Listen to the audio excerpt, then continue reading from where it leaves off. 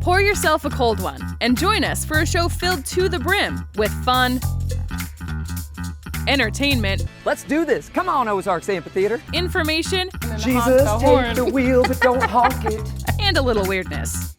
So, you into sports?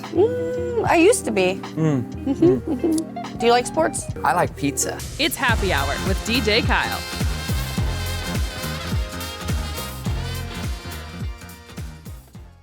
Hey, it's DJ Kyle, and welcome to Happy Hour presented by Jennings Insurance Group. As you can see, we're not in the studio today, thanks to this beautiful winter wonderland. But luckily, we pre-recorded our show, so we have a great show lined up for you today. We have Cherie Keeley from CADV. Professor Jim Paisley is going to come in telling us about the history of Valentine's Day. Very interesting. We also have our good friend Mike Clayton from Wonderland Camp going to be coming in and telling us about the new exciting buildings and happenings there at Wonderland Camp.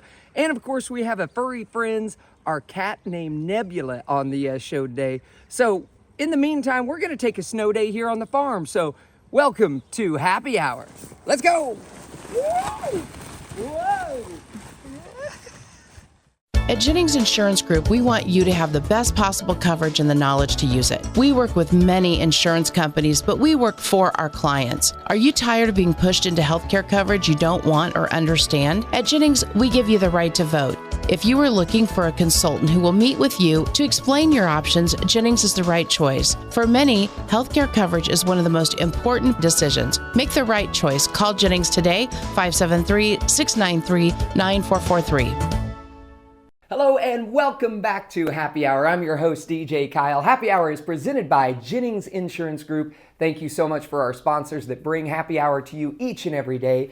And right here to my left, we have our good friend Cherie Keeley from CADV. How are you today? I'm good. How are you? I'm doing great. It's always fun to have you in here to kind of tell us a little bit about CADV and what does it mean? What's it stand for? Who are some of the people that you are really helping right now? Because I know the CADV does such a big thing in our lake area. So why don't you tell us a little bit about some of the things that are going on there? Yeah, so this year, CADV has been here 41 years. Wow. In this community. So I love to start with that because it says a lot about how this community has embraced the mission of our organization. Yes. So we provide a multitude of services, and we really want to wrap around victims of domestic violence to help them break the cycle of violence, because it's very common. The research shows that they can return to an abusive relationship or go to into another one if they don't learn some things to help break that cycle. Yeah.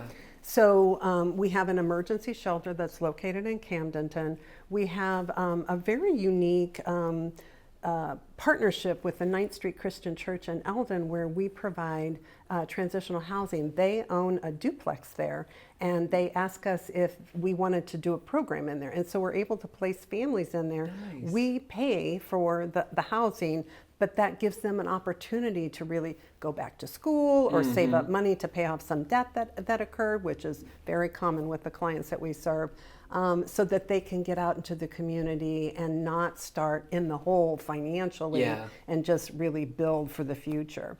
We do legal advocacy. We go to court with clients, that's probably one of the most requested services. Yeah. Because they typically have to take a stand through the legal system, and that's scary because they have to face their abuser. And you're the help, the one that can come along and say, hey, I'll right here by your side to help you out. Again, wrapping completely around. Exactly. That is great. And we're not advising them legally. We're not attorneys. We work with several attorneys in the community that understand domestic violence and really represent them well. We're their emotional support, and we can help to advocate within the court system. And then the hospital, when we have a victim go into the emergency department, we have advocates that respond if the victim wants someone. That helps, they're in a crisis right then and there. Usually law enforcement's brought them in, there's something that's just happened. And so we're providing that emotional support. If they need shelter, we're getting them to a shelter, just those sorts of things.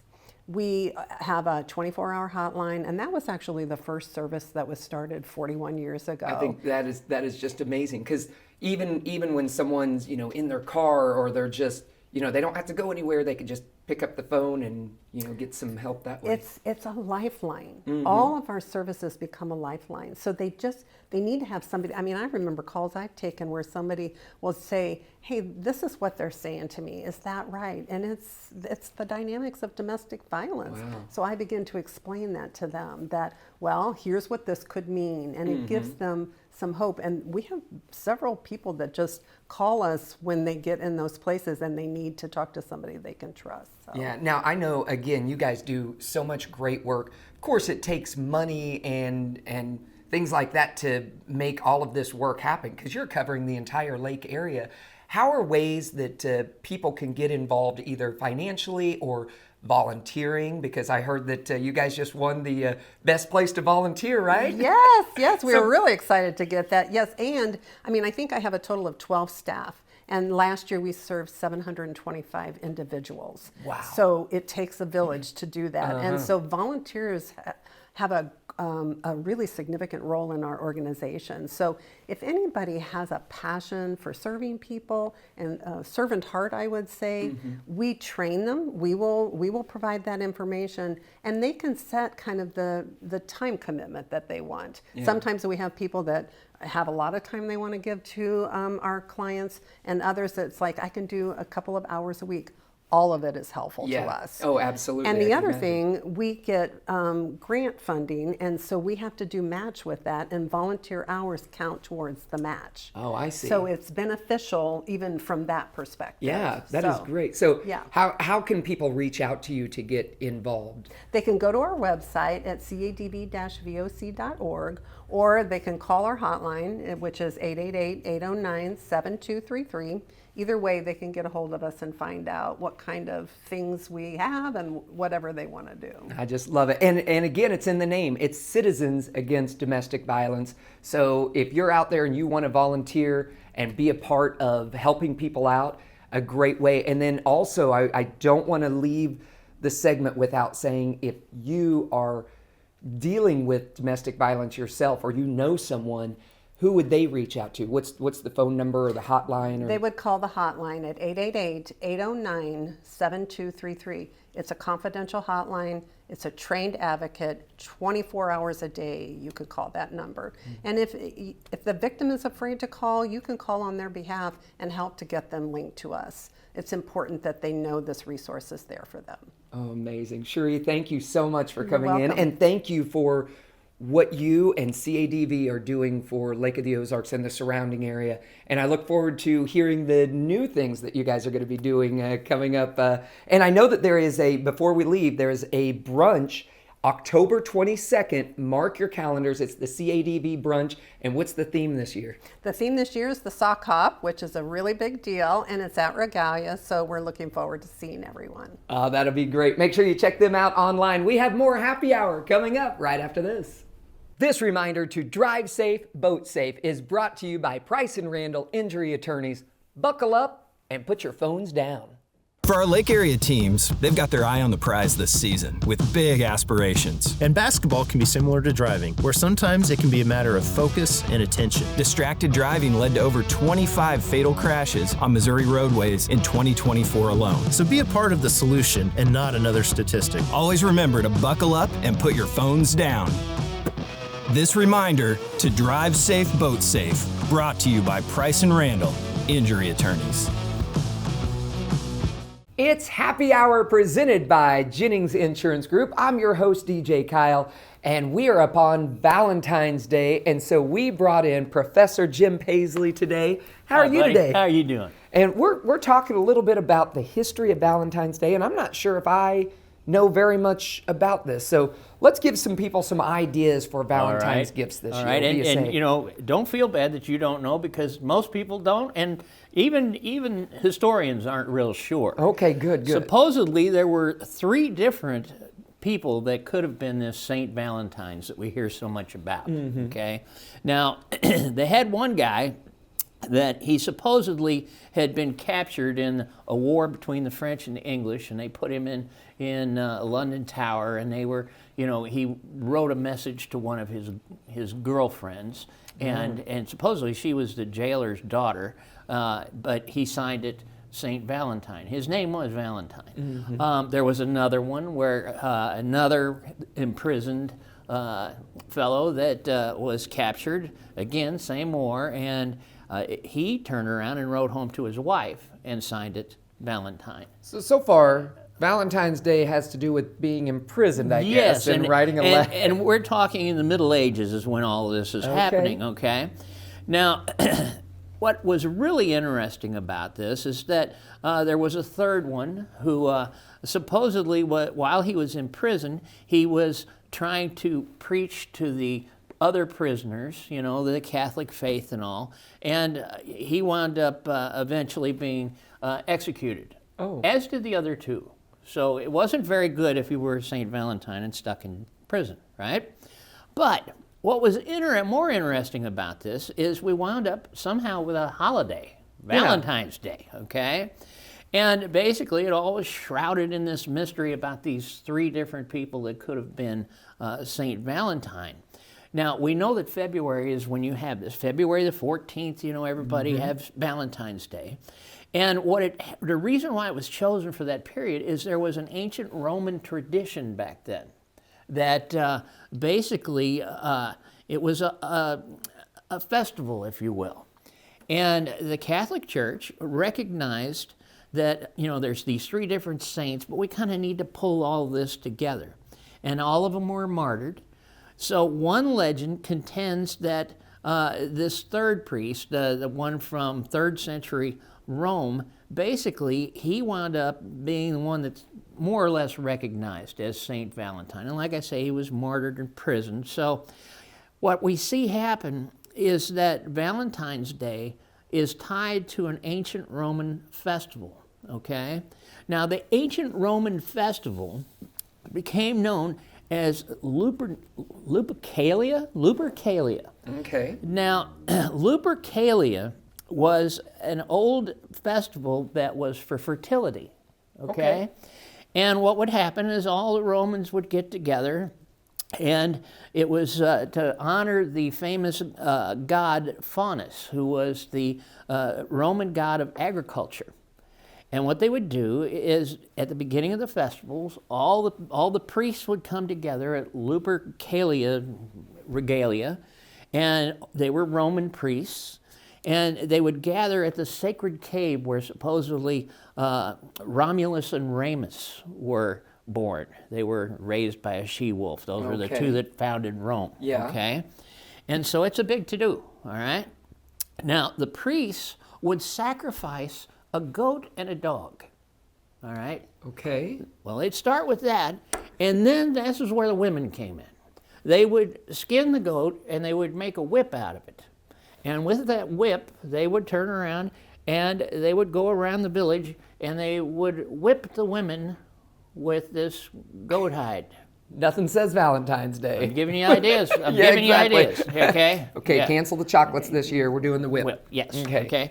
And interestingly enough, the women would run up there hoping to get whipped with this whip, because what it was a sign of fertility if you got whipped with the, you know, this ritual. So this was something that they wanted to do. They wanted to do. Okay, Yes. okay, gotcha. They would also go around and they would take the whip and they'd hit the ground where the fields were so you'd get good crops and everything. So it started out with whipping women. All right? Yeah, ladies. Okay. Then what happened is later in the day, after all the festival is over, they would put all of the women's names from the village in this big jar. And all of the guys then got to come and draw a name out of the hat, and that became their girlfriend for the next year. That was their Valentine, I guess, Yes, right? exactly. So, you know, I mean, a rather bizarre Yeah, exactly. concept, but, you know, who knows? Forget you know? about dating. We'll just draw the name out of you the know, hat. a whip and a jar. That's all you need. You know, you don't need chocolates and all the rest of this stuff, right? So Lupercalia actually survived the rise of Christianity, but eventually it wound up being outlawed by the Pope. The Pope said, this is just a bit much. Yeah. And with that, he turned around and he said, I hereby declare February the 14th, St. Valentine's Day. So we went from Lupercalia to St. Valentine's Day to make it more a Christian type of festival, okay? And that was Pope Gelasius. He did that, all right? Now, in the Middle Ages, it became common to celebrate on the February the 14th, and along came another idea. This came from France and England, and what they said was that somebody came up with the idea, and they said, well, that's the birds' mating season. So again, the fertility theme. Okay. And they said the birds all mate during this period of time, and so basically there was a fellow that came up with a poem. It was called The Parliament of Fowls, like fish and fowl, okay? And he said, for this was sent on St. Valentine's Day, when every fowl cometh there to choose his mate. So again, you know, you see the theme you carrying see where forward. it kind of works together. Right. Now, Valentine's greetings then were popular even in the 1400s. Now, the oldest Valentine known, believe it or not, still exists. And in it, it was a poem in 1415 by Charles, the French Duke of Orleans, and he wrote it to his wife, okay? Now he, like I say, this is a St. Valentine. He was in the Tower of London after he'd been captured in this battle with the English, and he wrote Valentine to his wife and signed it, Your Dear Valentine, okay? That original Valentine is sitting there in the British Library of London. It still exists today. Now, of course, today we've got Canada, Mexico, the United Kingdom, France, Australia. Everybody does Valentine's Day. And the big thing for us is to exchange cards, right? Yes. And so it was in the 1840s here in America that a gal by the name of Esther Howland made the first Valentine's Day card, and she was selling them on the street corner. Eventually that picked up, and today Hallmark sells 145 million Valentine's Day cards each year. The only holiday that beats it is Christmas. So there's a little Valentine's history for you. Go get you a whip and a jar. That's right. That's right. So we've come a long way since we have. the whipping in the jar. So Yes. I would never go after my wife with a whip. She'd take it from me. she'd come right back after you. Yep, Right? yep, you bet. Well, thank you so much, You bet, Professor buddy. Jim Paisley, our historian right here on Lake TV. Love having him on the show, and hope you learned a lot about Valentine's Day. We have more happy hour coming up after this. Jennings Insurance Group, your local agency, is here to help navigate your choices and remove the guesswork when it comes to health insurance and retirement solutions. You have the right to vote on your healthcare and financial future. Our licensed and trained agents are ready to talk with you today. Dealing with fatigue, sleepless nights, and chronic pain? Meet Dr. Beck with 40 years specializing in pain management, clinical nutrition, and board-certified in neuropathy. Boasting new techniques to the industry, including a rib adjustment only available at Beck Wellness. New specialty treatments for headaches, frozen shoulders, peripheral neuropathy, plantar fasciitis, and their brand new knee rehab. All while keeping nutrition top of mind. Call or go online today. Your healthier, happier life starts with Beck Wellness Center. Hey, welcome back to Happy Hour presented by Jennings Insurance Group. I'm DJ Kyle, and to my left from Wonderland Camp, our good friend Mike Clayton. Mike, it's always great having you on the show today. Great to see you, pal. You got some big stuff going on. We do. Currently at Wonderland Camp. Tell us about, there's some building going on, there's some a lot of big construction going on, and I've been following a little bit on Facebook. Why don't you kind of get us up to speed on what's happening? Yeah, I think our campers like our weekly Wednesday updates because they get to see some movement and the big trucks and everything like that. But yes, we are. We are in the middle, toward the end of our capital campaign for Wonderland Camp, and this is to raise money for the remodel of Miller Hall. Now, Miller Hall is our centrally located dining hall at the camp. Many things happen. We serve hundreds of meals a day. We have a sensory room in there. We have ADA bathrooms in there. We are expanding this facility to make it 10,000 square feet. We're adding a concrete porch, tent rooms, updating our sensory room, our costume, our game room, and then our dining hall as well to make it more functional, to be able to hold more campers. That's the ultimate goal, serve more people with disabilities. As you know, doesn't come cheap. Yeah. It's an $800,000 project, and we are coming down the home stretch of that. So we were excited to learned just recently that we have been awarded a challenge match from the Maybe Foundation. This is an organization that grants money to nonprofits for building projects and other things in 6 states, Missouri one of them. And if we raise $180,000 by May 1st, they will give us $200,000. Wow. So that's big. The push is on. Because we have to talk about Wonderland Camp does such a great thing, and I know registration just began. Just started on Monday. You guys, I don't know when this already, airs, but it just started February 3rd. and you've already kind of broken some records, right? I think so. I mean, that's not my end of the camp, but I heard some really good, encouraging things about. That's great. I think it was well over 1,000 campers registered the first day. So if you want to send your kids to Wonderland Camp, go to wonderlandcamp.org and get signed up, because we are filling up. Yeah. This year. So it's not just a camp. This is a camp that changes lives. And the Miller Hall is such a cool thing. And like you said, it is kind of like the hub. It's like the main part of the camp. It's where a lot of activity goes on. So it's nice to have that nice building and that infrastructure. So how can people give to the Wonderland Camp to help make this thing happen? Megan's great. She is showing pictures, and she'll set up a link there. But really the simplest thing that you could do is go to wonderlandcamp.org. That's our website. And right there on the homepage, there is a donate button. And you click on that donate button, and then there's a drop-down box that will tell you where to divert your funds.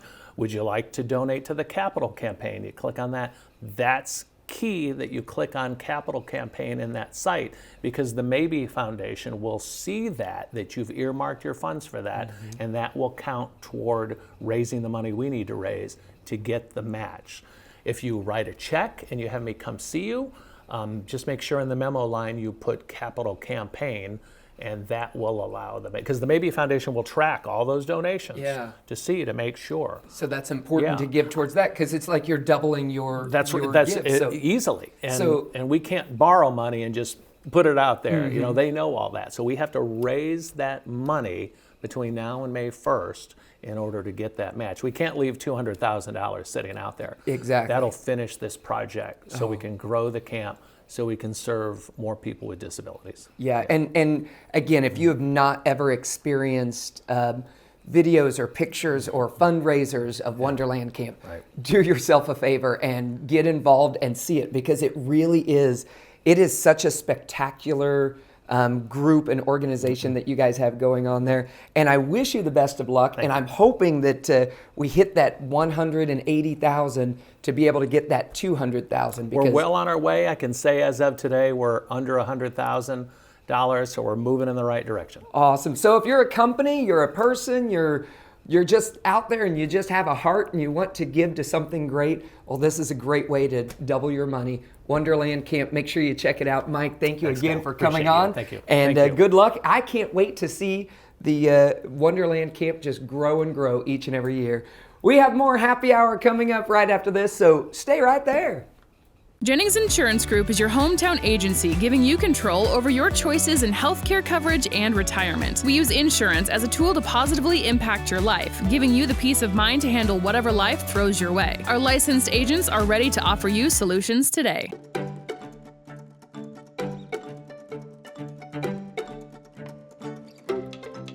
Another edition of Furry Friends. I am Megan Albers. This is Mary Meow Me Tilly, and this getting eaten by a panther over here. Chaotic panther is named Nebula. Yes. She is very sweet. She's just also chaotic, little bitey. Yeah, and I think she's getting a little tired of being held, yes. too. So I'm going to hold her for a little bit longer, but I may put her down before we're done. See how long it lasts. So this is Nebula. She is 9 months old. She has been with us for 8 months. Okay. She's the last of her litter of 5. They came in, so she got her name because they came in during the week of an eclipse. Okay. So one of her siblings was Eclipse, and they all had like galaxy names, Cosmos, and I can't even remember all the rest of them. But you're getting a little crazy there, kiddo. Let go of that. But Nebula The reason she is still with us, she had to be separated from her siblings at a pretty young age because we had them, I believe we had all 5 of them together when they first came in because they were teeny tiny and they weren't even a month old. One of the kittens in the litter we thought had an eye issue, little runny, goopy eyes. We see that all the time here at the shelter. We were using eye meds on her, and it would clear up for a day or two, and then it would come back, and then we'd start the meds again, and it was kind of a cycle. And then one morning, the girls went up there and they realized this cat doesn't have any kind of upper respiratory actual eye issues. What is going on is, sometimes kittens and puppies even too, when they lose their mamas, they nurse on things. They nurse on each other. Yeah. And we see that a lot. They'll nurse on bellies or things like that. She was actually nursing on her littermate, on the corner of her eye. Oh my goodness. Like right there. Yeah. And it was causing the other cat to have some eye issues. Yeah. So we separated them out. We found one sibling that she wasn't doing that with and put that sibling in with her and put them in a different kennel. All right, kiddo, I'm going to put you down because you're just getting kind of crazy right now. Too much chaos. Oh, dear. We're not taking Megan to the kennel with us. So ultimately, we ended up having to separate Nebula completely from the rest of her siblings.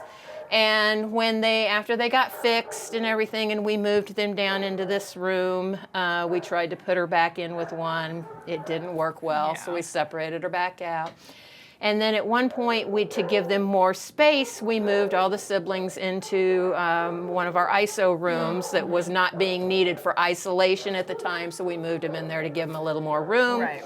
Tried to put her back in there with them, thinking, well, they've got all this space now, maybe it'll work out. Nope, she didn't want anything to do with her siblings. She doesn't want anything to do with other cats. Okay. So she is going to definitely need to be the only cat in the household. And potentially the only pet, because she's probably not going to be real happy with dogs either. So I get it. So she is sweet as can be. Gets a little nippy if you're holding her for too long, because I was holding her for quite some time before we started filming. But she can be very snuggly, very lovey. I feel like, once she gets in a home, like I say it all the time, good couch cat, that kind of a thing, but probably going to be the only pet you're going to have if you take her home. She's been here a long time. Yeah. She needs to get out of here. Yes, she does. Definitely. She needs a house to I think she's run going a little around stir in. crazy Yeah. in that kennel. Play, have a human to play with. Yes. And maybe, and once again, kind of like with Weasley, she wasn't biting real hard, but the longer it went on, the little more aggressive she was getting. So maybe not the little bitty kids, maybe not somebody older with the thin skin, but she's a good kitty. Yeah, she's great. Otherwise, she is super sweet. I mean, she was purring. She's very soft. I think she just needs to work out a little bit of energy. She just needs to play a little bit. Yeah, I think that's what it. I think once she gets out of that kennel where she's got space to run around and everything, she's going to wear some of that off, and she's not going to get quite as antsy. Just from being held for a few minutes. Yep, that's true. Well, if you'd like to meet her, I highly recommend come on down to Ozarks Cat and Canine, and you can apply to adopt her at OzarksCatandCanine.com. Thank you, Mary. Thank you. That does it for another Furry Friends.